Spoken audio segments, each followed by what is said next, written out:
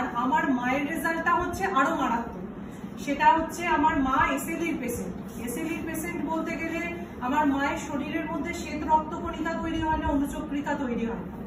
আমার মা আমাদের জন্মের পর থেকে এই প্রবলেমটা নিয়ে ভুগছে। আমার বয়স যত বছর, আমার মায়ের তত বছর ধরে এই রোগটা নিয়ে মা ফেস করে যাচ্ছে। এবং আমার মায়ের এই যখন এই রোগটা শুরু হয়েছিল তখন কোনো এই রোগের ওষুধ ছিল না। তার জন্য মায়ের শরীরে এত বছর ধরে স্টেরয়েড দিয়ে যেতে হয়েছে।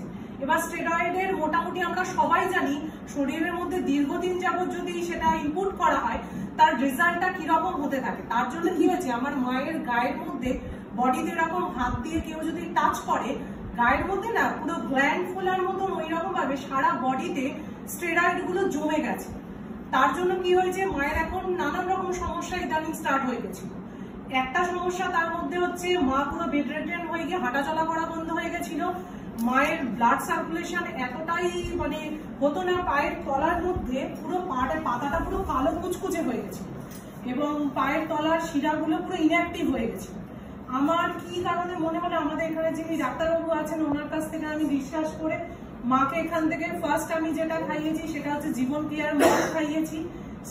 সেকেন্ড হচ্ছে আমি এখান থেকে মাকে পেন গো ফার্স্ট বলে এখানে একটা ক্যাপসুল আছে, ওটা আমার মাকে আমি খাইয়েছি, এখনো খায় মা, এখনো কন্টিনিউ ওই প্রোডাক্ট গুলো খাচ্ছে। তার সাথে আর একটা এখানে প্রোডাক্ট আছে সেটা হচ্ছে মোরিঙ্গা, সেইটা আমার মাকে আমি ডেলি বেসিস খাবো। এই তিনটে প্রোডাক্ট মা খেয়ে মা এখন দোকান বাজার রেশন যা কিছু যেখানে যা যাওয়ার সেগুলো গেছে। এমনকি আমার সাথে অ্যাচিভমেন্টের দীঘাতে পর্যন্ত গিয়ে আমার মা সমুদ্রে গিয়ে স্নানও করে এসেছে। এতটা বড় রেজাল্ট, মানে এটা আমার কাছে সব থেকে বড় এই সুবিধা কেয়ারে এসে পাওয়া যে মা খাটে পুরো শোয়া ছিল সেই মাকে আমি উঠে দাঁড় করিয়ে মা এখন সবকিছু করতে পারছে, পুরো জীবনটাকে উপভোগ করছে। এটাই হচ্ছে আমার বড় অ্যাচিভমেন্ট আমার লাইফে। Thank you.